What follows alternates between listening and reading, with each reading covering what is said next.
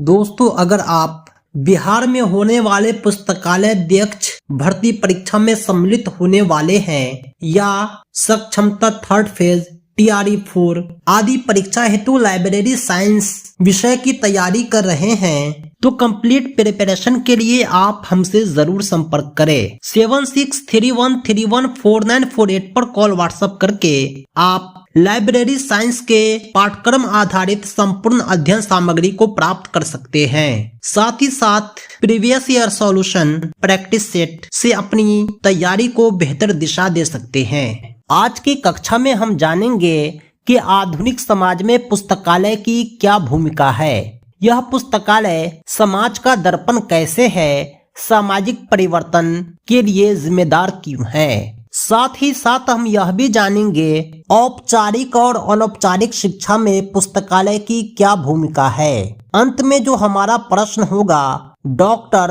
रंगनाथन जो भारतीय ग्रंथालय विज्ञान के जनक माने जाते हैं, उन्होंने ग्रंथालय विज्ञान के 5 सूत्रों का वर्णन किया है। इन 5 सूत्रों में पुस्तकालय के संपूर्ण उद्देश्य समाहित हैं। इस 5 सूत्र को हम आज की कक्षा में समझेंगे। पहला सवाल जिसे मैंने इंक्लूड किया है वो ये है कि आधुनिक समाज में पुस्तकालय की भूमिका क्या है, यानी role of library in modern society.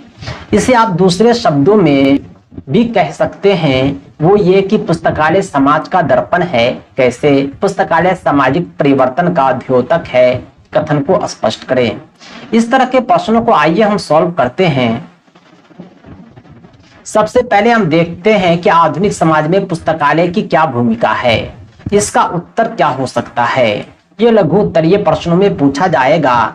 वो ये, आधुनिक समाज के सदस्य होने के नाते हम अपनी तरह जानते हैं कि आधुनिक समाज में मनुष्य की आवश्यकता में सबसे प्रमुख आवश्यकता शिक्षा है और बिना शिक्षा के मनुष्य अपना विकास नहीं कर सकता, न ही वह समाज का उत्थान कर सकता है। मनुष्य के आत्म विकास में जितनी भूमिका शिक्षा की है, उतनी ही भूमिका शिक्षा के क्षेत्र में पुस्तकालय की है। जिस प्रकार शिक्षा के बिना मनुष्य का विकास नहीं हो सकता, उसी प्रकार पुस्तकालय के बिना शिक्षा की कल्पना मुश्किल है।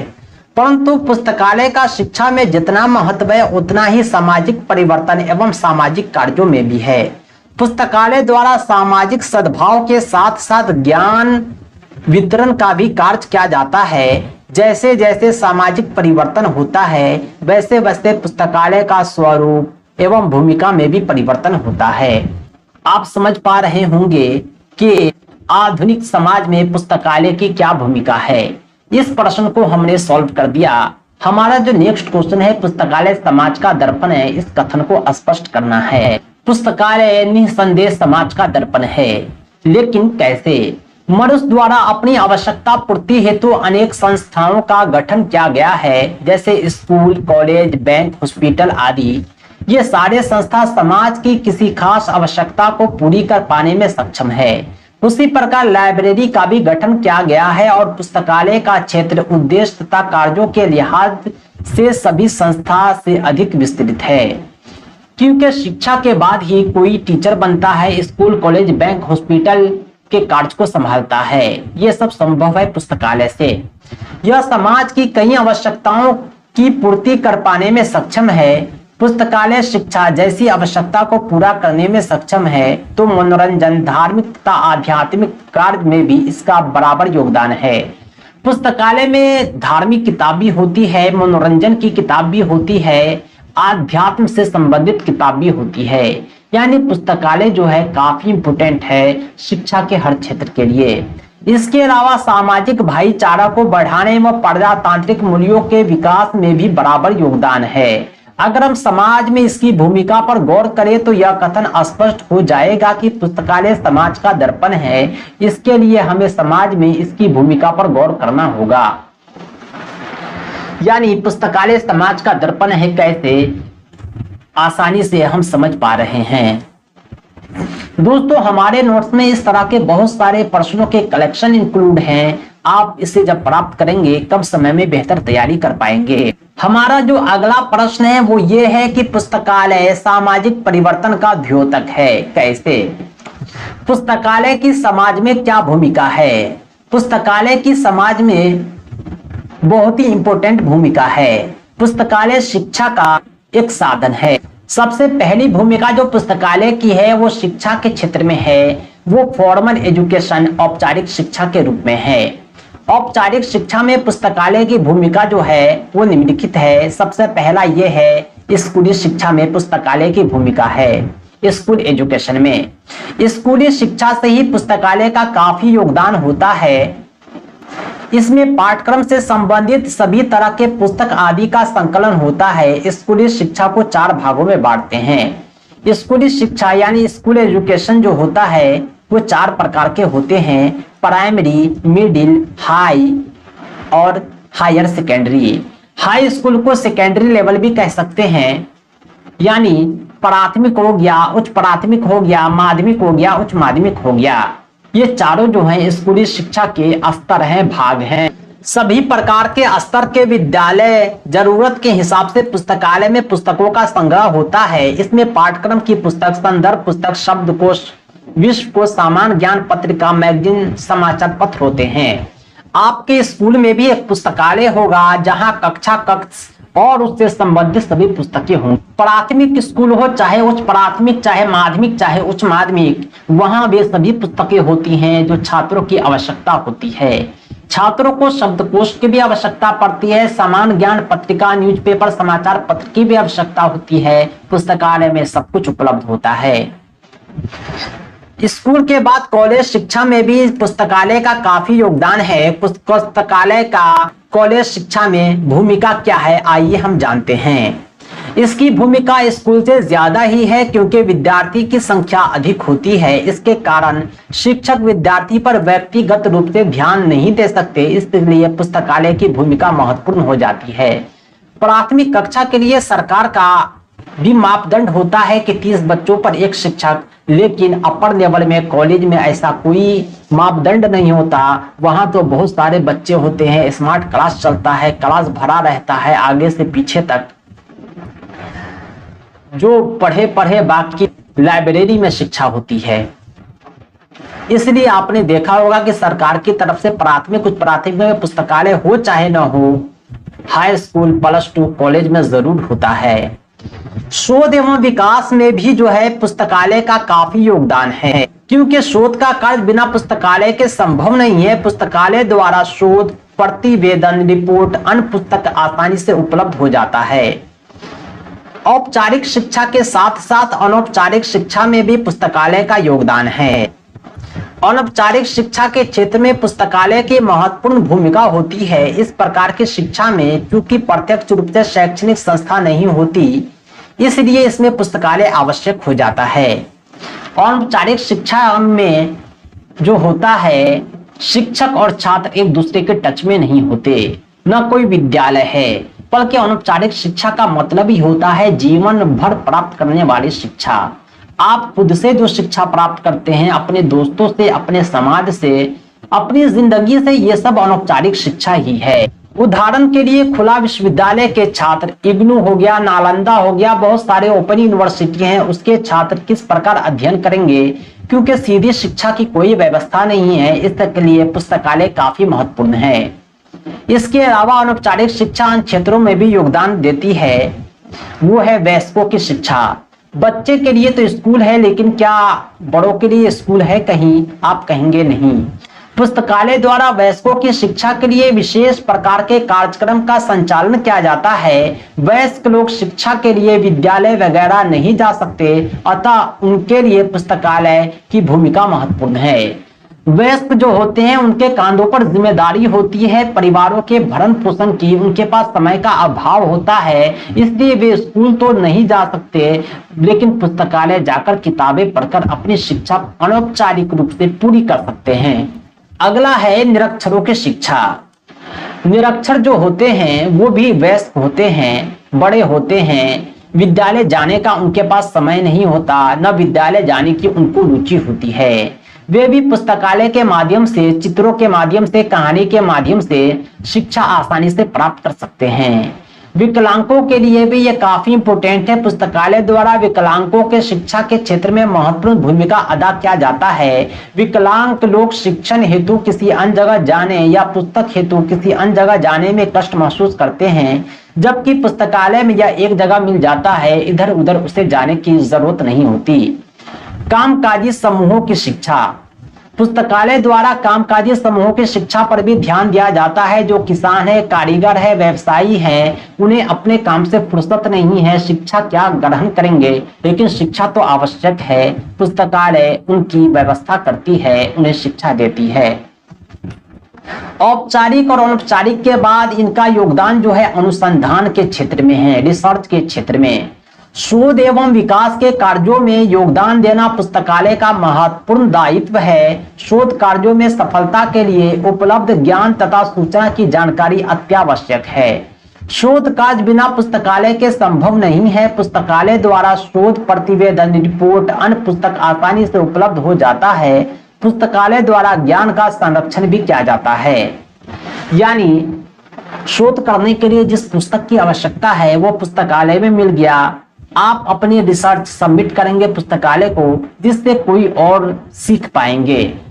इसके अलावा सांस्कृतिक गतिविधि में भी इसका योगदान है पुस्तकालय का। यह संस्कृति का संरक्षण करता है।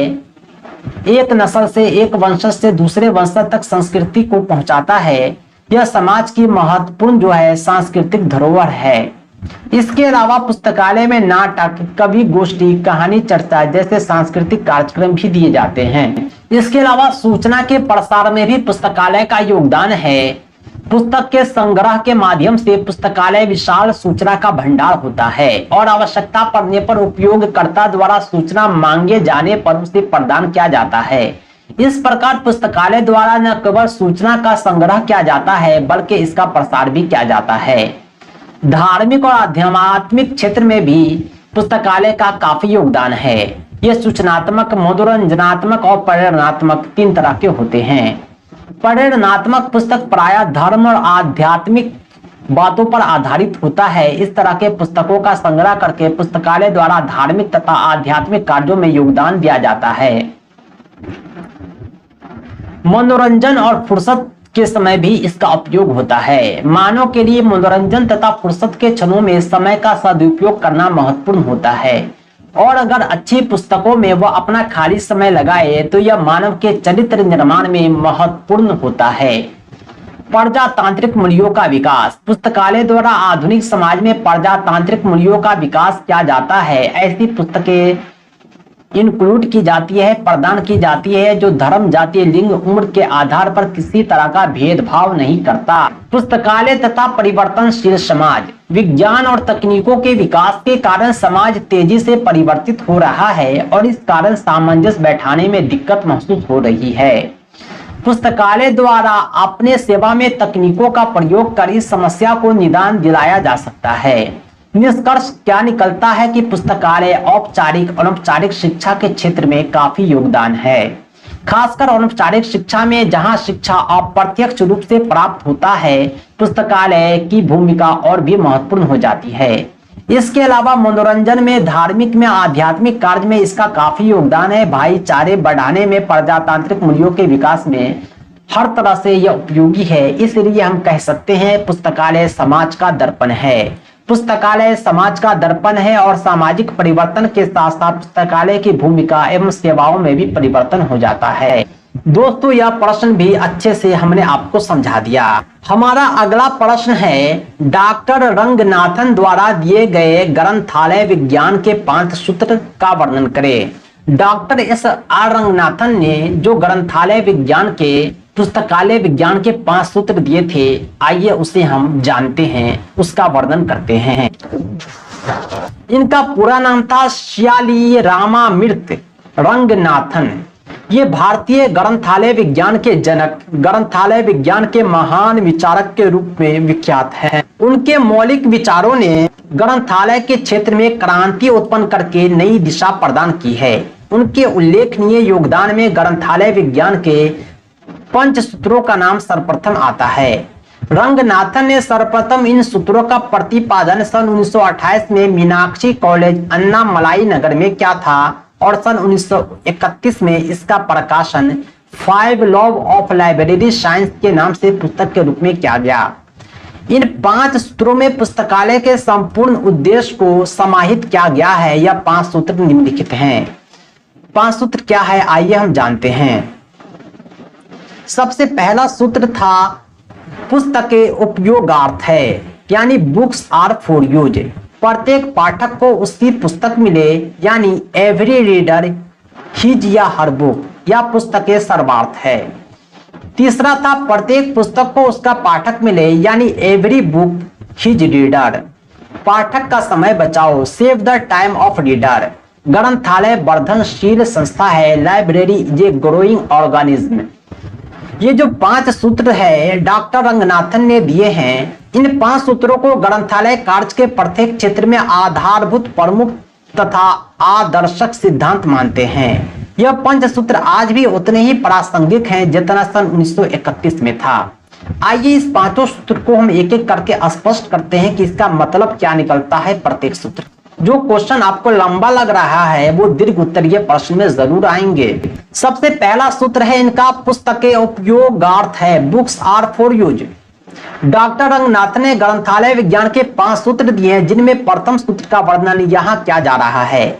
ग्रंथालय विज्ञान का प्रथम सूत्र यह जोर देता है कि पुस्तकों का अत्यधिक उपयोग हो, और रंगनाथन ने अपने प्रथम सूत्र में साफ साफ कहा है कि ग्रंथ उपयोगार्थ है। इसका मतलब ये होता है कि पुस्तकें उपयोग के लिए होती है, न कि इसे लॉकर में रखकर या सिर्फ संरक्षित रखा जाए। साधारणतः उस काल में पुस्तकों के उपयोग से ज्यादा उसके संरक्षण पर जोर दिया जाता था। प्रथम सूत्र की रक्षा के लिए रंगनाथन ने निम्नलिखित बातों पर जोर दिया। सबसे पहला यह है कि ग्रंथालय का स्थान निर्धारण हो। अबाध प्रवेश प्रणाली, यानी पुस्तक कहाँ पर रखी हुई है सबको पता होना चाहिए, सभी छात्र छात्रों को, और अंदर आने का कोई रोक टोक नहीं होना चाहिए। जो चाहे जब चाहे आ सके पढ़ने के लिए, अपनी मर्जी से पाठक पुस्तक तक पहुंच सके। तीसरा था निधानी रैक व्यवस्थापन, यानी पुस्तक को छीट कर जहां मन है वहां नहीं रखते, बल्कि प्रत्येक पुस्तक के लिए स्थान निर्धारित हो। प्रत्येक रैक में किस स्थान पर संबंधित पुस्तक को रखना है वहीं पर रखें। पढ़ने के बाद फिर वहीं पर जाकर रख देना है जहां से आपने निकाला था। इसके अलावा क्लासिफिकेशन कैटलॉगिंग होना चाहिए। कहने का मतलब यह है कि एक तरह की पुस्तक एक जगह होनी चाहिए। मैथ की सभी पुस्तक एक रैक में, साइंस की सभी पुस्तक एक रैक में, भाषा की सभी पुस्तक एक रैक में, कहानी की सभी पुस्तक एक रैक में, मनोरंजन की सभी पुस्तक एक रैक में। इस तरह जो है इसका क्लासिफिकेशन होना चाहिए। अगला है सहायक क्रम में व्यवस्थापन, यानी एक सहायक क्रम भी होना चाहिए। वो ये कि पुस्तक में राजनीति शास्त्र को समाज शास्त्र के साथ, बायोलॉजी की पुस्तक को केमिस्ट्री और फिजिक्स के साथ रखना, यानी ये जो है सहायक क्रम होना चाहिए। साइंस के सभी पुस्तक एक साथ हो, सब्जेक्ट वाइज। इसी प्रकार सोशल साइंस के सभी पुस्तक एक साथ होनी चाहिए। ग्रंथ सूची, बिब्लियोग्राफी, आजकल अनेक प्रकार के ग्रंथ संदर्भ सूची निर्मित तथा प्रकाशित की जाती है, जो कर्मचारियों तथा पाठकों को पाठ सामग्री चुनने में सहायक सिद्ध होती है। अतः ग्रंथालय में उनको अवश्य क्रय करना चाहिए। इसके अतिरिक्त ग्रंथालयों के पाठकों की मांग पर अथवा संभाव उपयोग आवश्यकता अनुसार सूचियां अध्ययन कर सकते हैं। संदर्शिकाएं यानी गाइडेंस और संदर्भ सेवा भी आवश्यक है। दूसरा जो रूल था वो ये है कि प्रत्येक पाठक को उसकी पुस्तक मिले।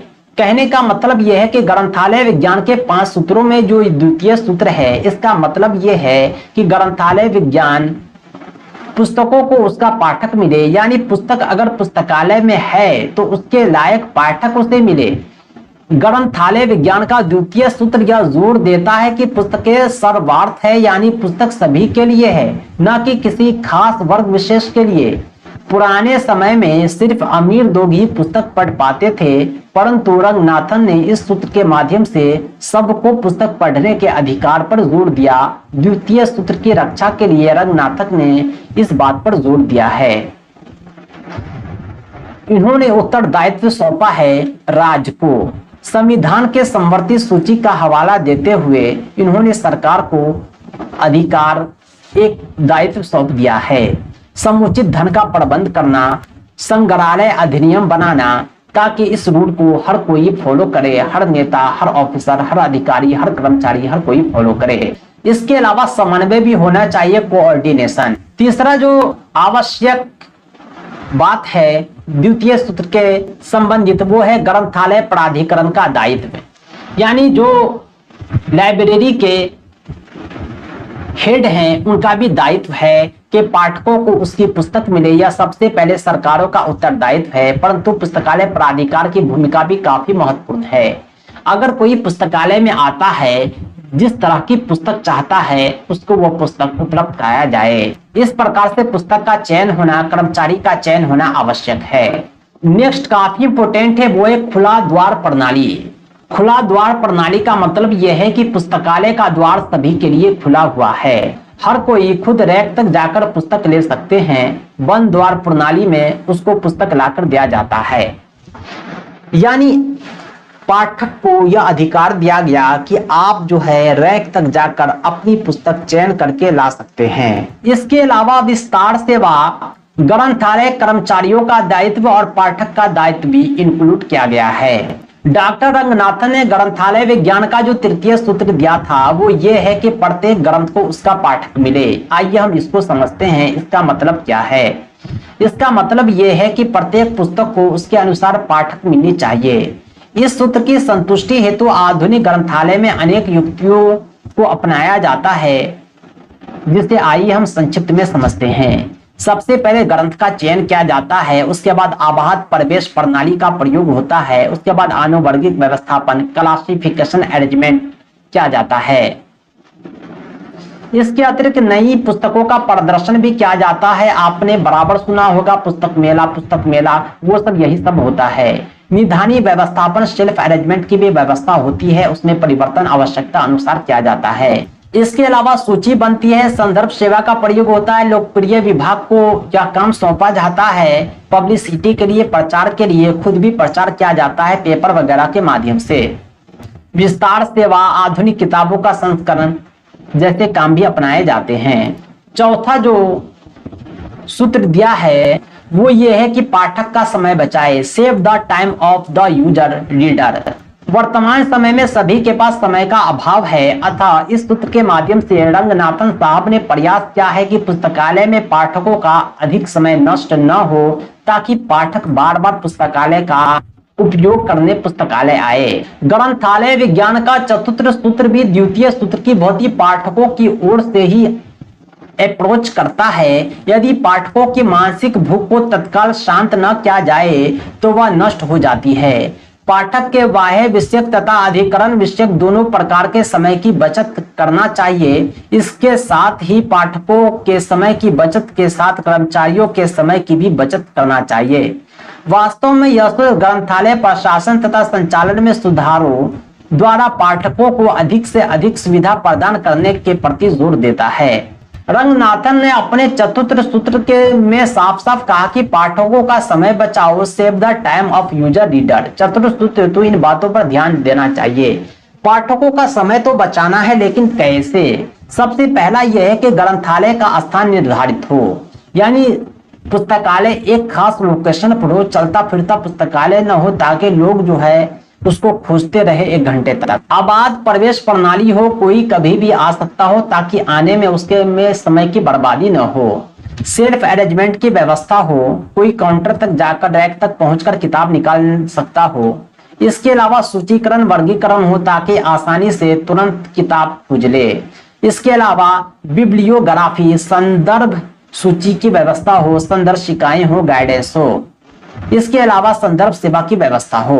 जो 5वां और अंतिम सूत्र है वो है पुस्तकालय एक वर्धनशील संस्था है। Library is a growing organism. यह ग्रंथालय विज्ञान का 5वां सूत्र है। ग्रंथालय योजना तथा संगठन से संबंधित है।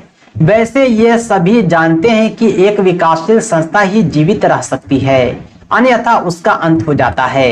रंगनाथन के शब्दों में एक विकासशील संगठन नई सामग्री ग्रहण करता है, पुरानी सामग्री का त्याग करता है, अपने आकार में परिवर्तन करता है और नई शक्ल तथा स्वरूप ग्रहण करता है। पुस्तकालय का विकास 2 प्रकार के होते हैं। एक बाल विकास, दूसरा वयस्क विकास। सभी ग्रंथालय अपनी प्रारंभिक अवस्था में बाल विकास की अवस्था में होता है और कुछ समय पश्चात वयस्क विकास अवस्था को प्राप्त हो जाते हैं, परंतु राष्ट्रीय ग्रंथालय सदैव ही बाल विकास की अवस्था में रहते हैं। बाल विकास से तात्पर्य उस विकास से है जो विकास स्पष्ट दृष्टिगोचर हो, वयस्क विकास दृष्टिगोचर नहीं होता। बच्चे जो बढ़ते हैं हर 2 महीना, 3 महीना, 6 महीने पे ऐसा लगते हैं कि वो बढ़ गए हैं, लेकिन जो बड़े होते हैं, वयस्क होते हैं, उनका विकास दिखता नहीं है। ग्रंथालय को ग्रंथ पाठक कर्मचारी की त्रिमूर्ति माना जाता है, यानी यहाँ ग्रंथ पाठक और कर्मचारी होते हैं। ग्रंथालय के इन तीनों अंगों में बढ़ोतरी होती रहती है, क्योंकि उसमें पाठ सामग्री, पाठक तथा कर्मचारी बढ़ते दिखाई पड़ते हैं, परंतु वयस्क विकास अवस्था में नवीन ग्रंथ पाठक तथा कर्मचारी आते तो हैं, किंतु पुराने ग्रंथ पाठक कर्मचारी निकल भी जाते हैं, अतः विकास स्पष्ट दृष्टिगोचर नहीं होता। राष्ट्रीय ग्रंथालय में पाठ सामग्री को सदैव सुरक्षित रखी जाती है और निष्कासित नहीं की जाती, अतः वह सदैव बाल विकास अवस्था में ही रहता है। ग्रंथालय विकास के 3 घटक होते हैं, ग्रंथ, पाठक और कर्मचारी। इसकी विवेचना अलग अलग की गई है। सबसे पहले हम ग्रंथ विकास पर चर्चा करेंगे। इसमें ग्रंथ तथा ग्रंथ भंडार इंपोर्टेंट है। एक विकासशील तथा जीवंत ग्रंथालय में ग्रंथों की संख्या बढ़ती है, जिसका प्रभाव ग्रंथ भंडार तथा निधानियों पर भी पड़ता है। सूची तथा सूची कक्ष वर्गीकरण पद्धति भी इंपोर्टेंट है। पाठकों के विकास की हम बात करें तो इसमें पाठक तथा अध्ययन कक्ष, ग्रंथ परिसंचरण, सर्कुलेशन आवश्यक होता है और आबाद प्रवेश भी काफी इंपोर्टेंट है।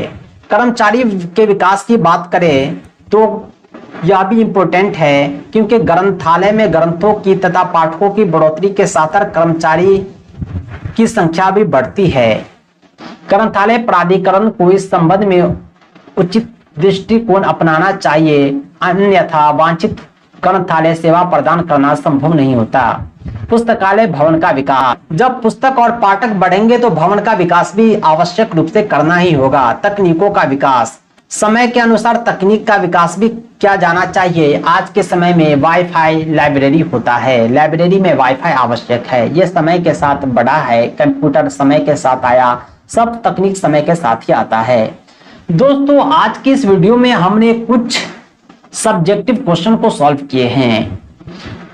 वीडियो ज्यादा लंबा हो जाएगा, इसलिए वीडियो को हम यहीं पर एंड करते हैं। हमारे पास जो नोट्स है उसमें 200 पेज हैं। ये केवल सब्जेक्टिव क्वेश्चन के कलेक्शन हैं। अगर आप इसे प्राप्त करना चाहते हैं तो संपर्क करें 7631314948 पर।